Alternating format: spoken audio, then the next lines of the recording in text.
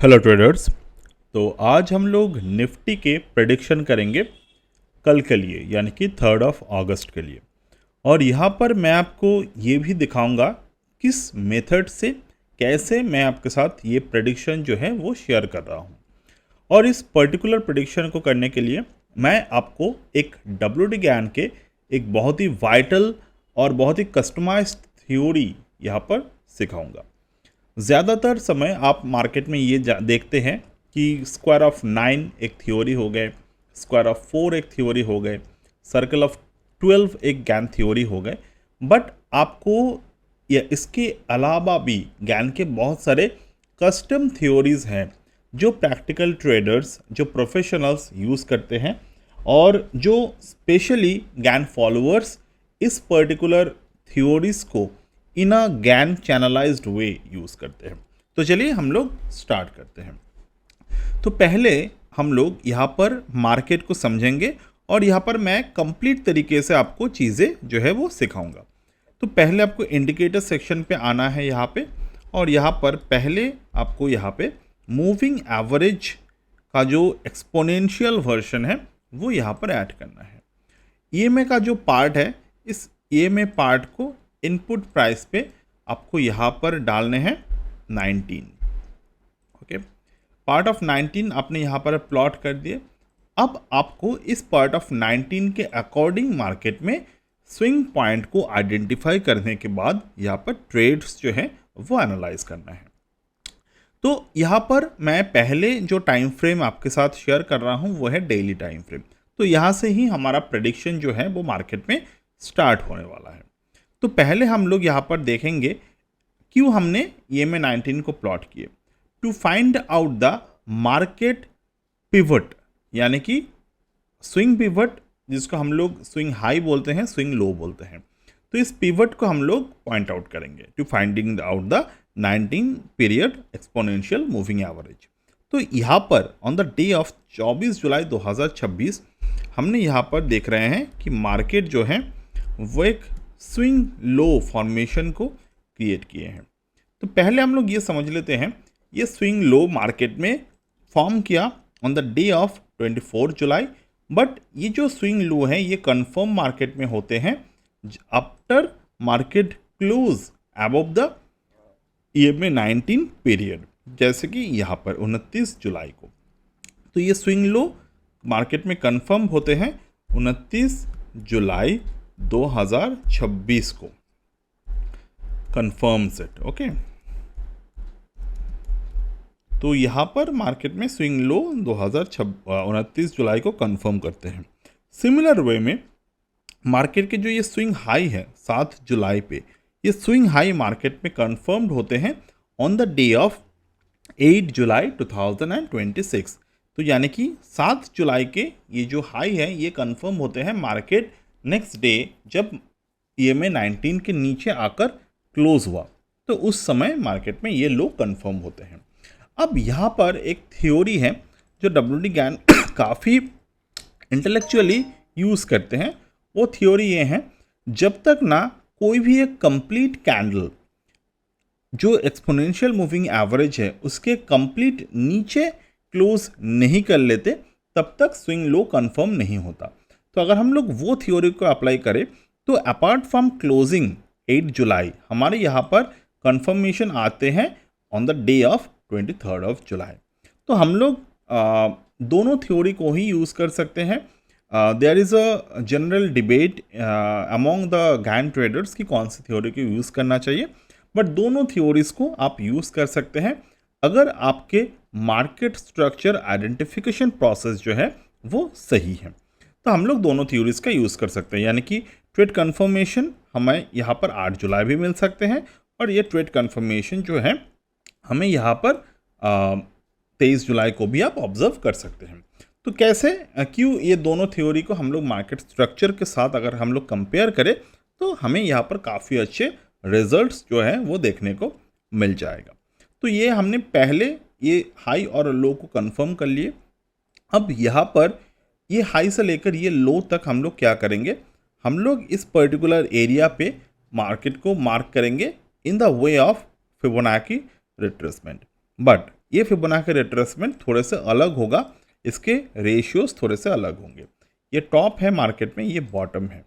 तो हम लोग यहाँ पर आएंगे और टेम्पलेट से यहाँ पर गैन रिट्रेसमेंट को प्लॉट कर देंगे। ठीक है, तो गैन रिट्रेसमेंट को हमने यहाँ पर प्लॉट कर दिए। तो ये कलर्स जो हैं वो मुझे चेंज कर लेने हैं, 0.25, 0.5, 0.75 सो फार। ठीक है, तो ये हमने लेवल्स को कंफर्म कर लिया।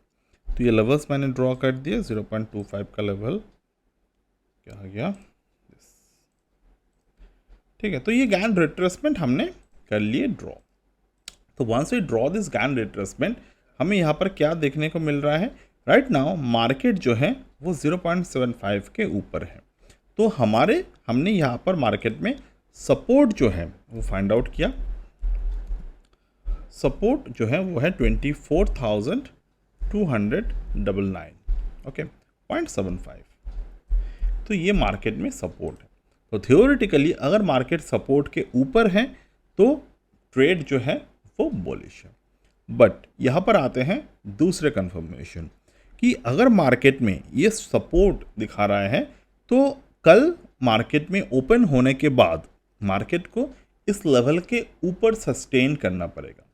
और अगर मार्केट कल ओपन होने के बाद इस लेवल के नीचे आकर सस्टेन करता है तो दैट वे में ये जो सपोर्ट है, this support become resistance, this support become resistance. ठीक है,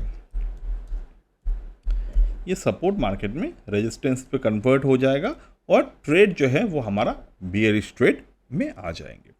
अब यहाँ पर मार्केट स्ट्रक्चर की जो बात मैं कर रहा था, अब हम लोग यहाँ पर मार्केट स्ट्रक्चर को समझेंगे। तो मार्केट स्ट्रक्चर को समझने के लिए ये जो स्विंग हाई और स्विंग लो हमने मार्क किए, इसको हमें मल्टीपल वे में मार्क करना ज़रूरी है। कैसे मार्क करेंगे मल्टीपल वे में? जैसे कि यहाँ पर मार्केट में एक स्विंग लो बना हुआ है, स्विंग लो है यहाँ पर, यह है स्विंग हाई, ठीक है, और ये जो है ये मार्केट में स्विंग लो है। अब ये जो स्विंग लो, हाई और लो मार्केट में पैटर्न बनाए हैं, तो जब तक ना मार्केट ये प्रीवियस हाई के ऊपर क्लोज नहीं देता, ओके, तब तक मार्केट में ब्रेकआउट नहीं बनेगा। So far we are waiting for a breakout. जो ब्रेकआउट मार्केट में बनेगा वो बनेगा 24,530 के ऊपर। ठीक है, तो एज पर the theory market still not been breaked out. तो मार्केट जब तक ब्रेकआउट नहीं देता है तब तक हमें यहाँ पर ब्रेकआउट कंफर्मेशन नहीं आएगा। ठीक है, this is the very simple logic. तो मार्केट अभी कौन से स्टेज पे है? We are in a bullish pull back way. तो अभी तक हम लोग मार्केट में जो स्ट्रक्चर पे है, या हम लोग अभी एक बुलिश पुल बैक स्ट्रक्चर में है। ठीक है, तो पुल बैक स्ट्रक्चर के अंदर अगर मार्केट एक पुल बैक स्ट्रक्चर दे रहा है तो in this particular pull back structure हमारे पास मार्केट के एक बेसिक स्ट्रक्चर अभी तक बन गया। तो इसी की मैं बात कर रहा था। मैं आपको सिर्फ ये नहीं बताऊंगा कि कल के ट्रेंड कैसा चलेगा, मैं आपको ये दिखाऊंगा कि कैसे हम लोग पूरे के पूरे तरीके के एनालिसिस को जो है वो करते हैं। तो right now we are in a bullish pull back market. अब बुलिश पुल बैक मार्केट का एक बहुत ही ज़्यादा फंडामेंटल रूल होते हैं कि compare the bullish pull back और compare the current trend with the past trend. तो हमारे मार्केट में अभी पास्ट ट्रेंड मार्केट में क्या है? तो there are lots of past trend in the market. कैसे? यहाँ पर अगर मैं देखूँ, देयर इज अनदर ट्रेंड। यहाँ पर मार्केट में एक स्विंग हाई क्रिएट हुआ था और उस स्विंग हाई क्रिएट होने के बाद मार्केट ने एक स्विंग लो बनाए थे और ये चलते हुए मार्केट में स्विंग हाई बनाए, स्विंग लो बनाए, there is another swing high, there is another swing low. और ये जो पर्टिकुलर स्विंग्स मार्केट में पहले बना रहा था, मैं इसको दूसरे कलर से ड्रॉ कर देता हूँ। ये जो पिछले मार्केट में ये स्विंग्स पैटर्न मार्केट क्रिएट कर रहे थे, मार्केट अभी प्रीवियस स्विंग पैटर्न को एक बार बियरिश फेलियर दे चुके हैं। तो क्योंकि हमने अभी जो थ्योरी आपके साथ शेयर किए, इस थ्योरी के साथ साथ हमें ये भी दिखते हैं कि ये जो प्रीवियसली बना हुआ मार्केट के लो था 23,262, मार्केट इसके नीचे क्लोज दिया था। तो क्लोज देने के बाद मार्केट क्या किए, मार्केट यहाँ से रिवर्स हो गए। व्हाट डज इट मीन कि previously Nifty failed the bears. पिछले बार में निफ्टी जो है बियर्स को फेल किया था कि मार्केट इस लो को ब्रेक किए, लो ब्रेक करने के बाद हाई के ऊपर चला गया। तो इसका मतलब मार्केट ये दिखाते हैं कि मार्केट के जो पिछला बियरिश ट्रेंड था वो यहाँ पर फेल हो चुका था, और फेल होने के साथ साथ मार्केट में जो अभी के रेंज बना हुआ है ये प्रीवियस रेंज के अंदर ये रेंज एनगल्फ क्रिएट किए हैं। तो रेंज एनगल्फ हम लोग इसी को बताते हैं जब मार्केट में एक डाउन ट्रेंड, एक पुल बैक और एक डाउन ट्रेंड के बाद मार्केट एक अप ट्रेंड और एक पुल बैक क्रिएट करते हैं। ठीक है, मैं आपको दोबारा से समझाता हूँ। एक डाउन ट्रेंड, एक पुल बैक, फिर एक डाउन ट्रेंड, ये बन जाने के बाद मार्केट अगर एक अप ट्रेंड बनाते हैं और एक पुल बैक, अभी करंट ट्रेंड है ये, this is the current trend. ठीक है, ये है करंट ट्रेंड, ये वाला जो पार्ट है ये है करंट ट्रेंड। तो अगर मार्केट ने एक फेल पैटर्न क्रिएट किया है तो क्या दूसरा फेल पैटर्न भी क्रिएट करेगा? This is how the stock market work. In the stock market there is nothing such called a guarantee. तो यहाँ पर मार्केट में कोई गारंटी तो नहीं होता। तो हमें यहाँ पर एक बात पता होनी चाहिए कि दिस इज द रेंज और this is the range engulfing what we are in right now.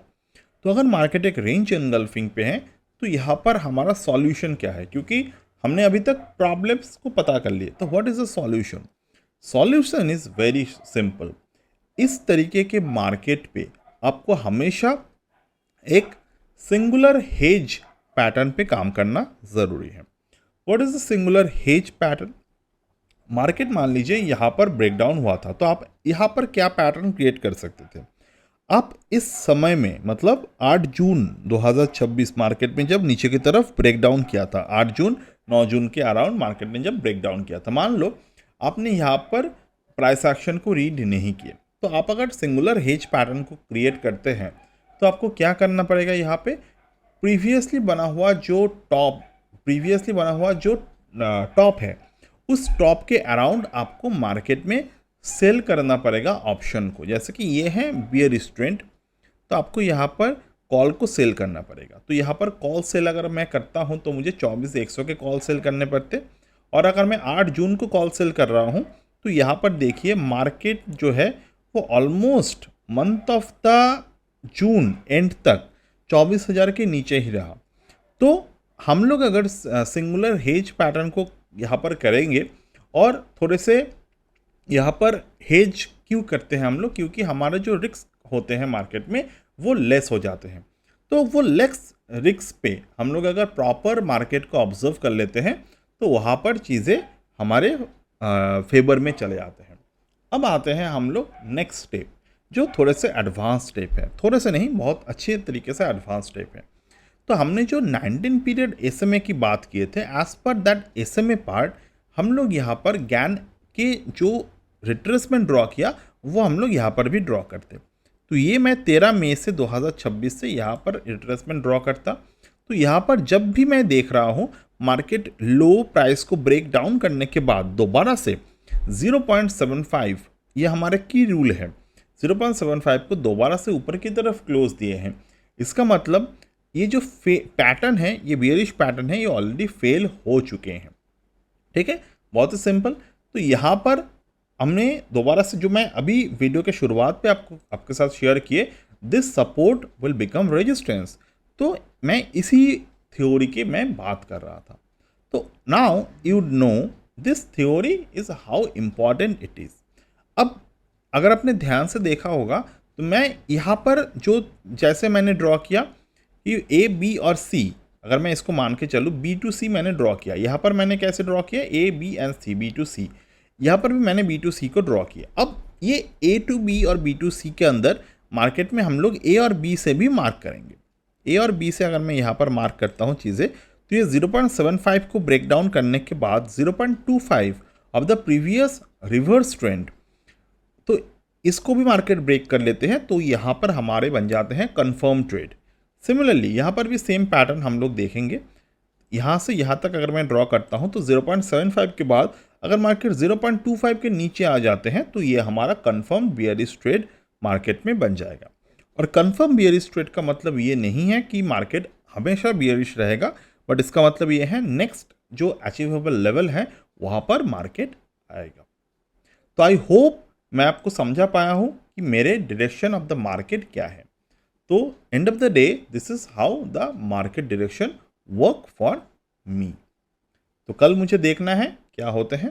And that's it for today and will get back in the next one. Bye.